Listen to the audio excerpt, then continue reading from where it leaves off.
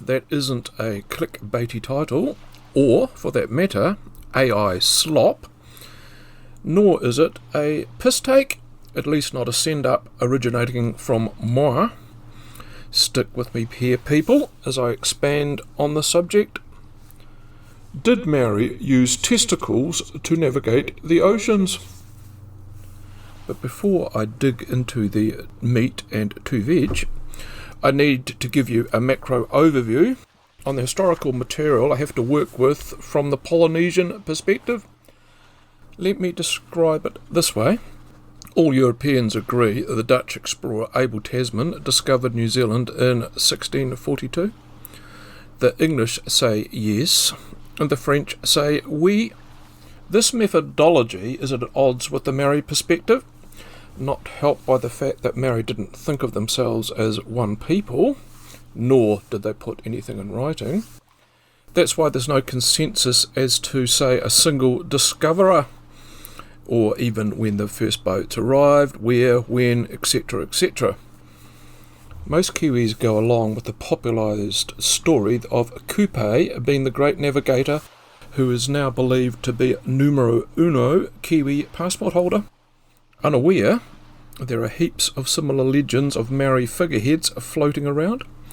Some of the other first Waka captain contenders include Nahui, Watonga, Toi.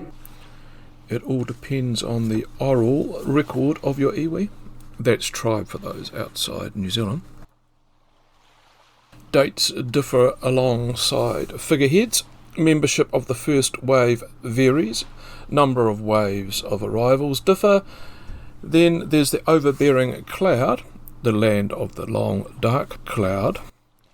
Kupe and his ilk could all be little more than legendary figures, in the same light as, say, Robin Hood or King Arthur, a folkloric figure. Polynesian oral history tending to focus more on storytelling, allegorical in nature, rather than outlining a historical account of something worth noting, like, say, Abel Tasman spotted New Zealand on the 13th of December, and that was a Saturday. Trying to research a pre-European subject like this, when no one can even decide who was the first Polynesian to arrive in Aotearoa, we are sailing on choppy seas with hurricane winds. A lot has gone through to the keeper. That said, there's enough solid evidence to be sure Maori/Polynesians/Melanesians navigated incredible distances, minus instruments, using the stars, winds, wave patterns, currents, bird life, etc., etc., etc., to find their way. Maori being Exhibit A. Maori had a male population with appendages, testicles to boot, and on that subject it's probably best at the stage I elaborate here, explain more explicitly what I'm talking about in this context, give you a mental picture or two, without getting the video pulled. The story goes, crew would sit naked and cross-legged on the canoe floor and detect the swells or currents through their testes. Another method, using the same principle, was said to be suspending a crew member over the side of the canoe and letting his gonads weave their magic. I'm now fully aware that this sounds rather far-fetched. I'm not expecting a dedicated Mythbusters episode to prove or disprove the validity of this method anytime shortly. Proving its efficacy is well beyond my realm. Therefore, for brevity's sake, let's just focus on the practice per se, if it was a thing, not if it worked. What records are there to say there was testicle dunking and resonating? I could find three main sources. Firstly, in the pages of the well-travelled and prolific American writer Jack London, best known for his wintry White Fang and Call of the Wild. Lesser known was that in 1907 London attempted to sail around the world in his vessel, the Snark. That particular tub proved not well suited to the rigours of the South Pacific, as did London. He got crook. His 7-year attempt to circle the globe got no further than from San Francisco to Sydney. The prolific writer syndicated his oceanic stories on the hoof as well. Subsequently, he penned dedicated books on his abortive seaborne adventure.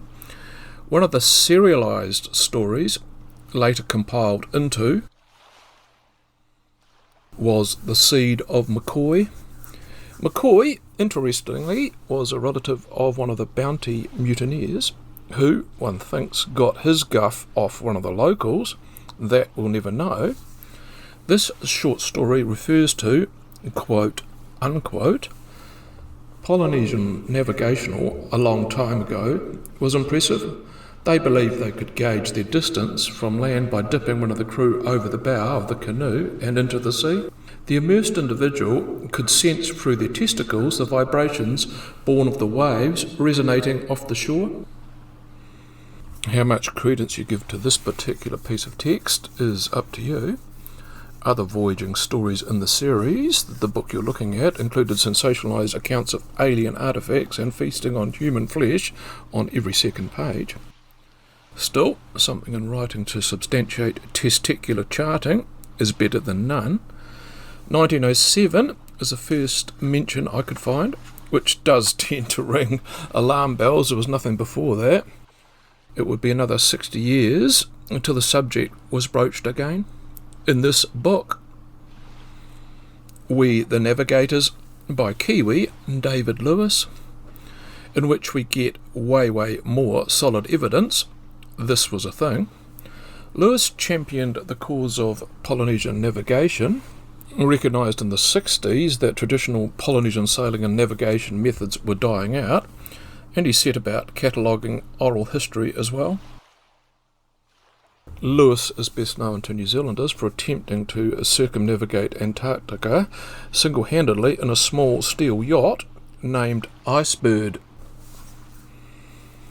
In 1972, when We the Navigators came out, it was amongst the most definitive books on Polynesian, Micronesian and Melanesian navigation, written by a hands-on sailor who, besides undertaking extensive interviews, corroborated what had been told via hands-on testing of traditional voyaging and navigational techniques. Not that we'll ever find out if Lewis dipped his own old fella in the briny to prove this point. Nevertheless, Lewis did mention this practice. To paraphrase, navigators felt subtle patterns through the canoe's hull with testicles known for their sensitivity to vibrations, allowing detection of directional changes, currents, or land reflections, even in darkness or fog. A sailor and physician, Lewis is a credible source, probably one of the only two we have on the subject. Many of the other historic recounts since pivot off his book and David Lewis's decades of research. Another credible source, who was alongside Lewis on some of his journeys, built a few vessels with him in partnership, was nautical anthropologist Ben Finney. The Hawaiian is quoted, independent of Lewis, 2 decades after his book came out, in a 1991 article in the American Anthropologist magazine. The wayfinder reads the swell by sitting cross-legged and naked on the bottom of his vegetable matter canoe and feeling it with his testicles. Another hands-on gentleman, Finney was also a well-respected historian, penned the Bible on the origins of surfing. What other sources worth a mention did you find? None. I couldn't find anything prior to London. That's not to say there wasn't any, I just couldn't Google them up. Was there any mention of Maori using this peculiar navigational method? No. But when I say the records refer to Polynesian navigational methods, use of celestial bodies, currents, etc., we need to remember the Fijians or Hawaiians, etc., were using the very same tools. In terms of this peculiar subset, ask, why not Maori as well? I did look through some of the likely books in my local library, focusing on the period pre-We the Navigators, found diddly. As I close this one out, I am more than happy to be proven wrong here. For someone to plonk a book on Maori seafaring prior to 1970 that mentions navigation via gonads, a few books being somewhat more credible or believable than a magazine article that 2 pages later mentions a hunt for an abominable snowman.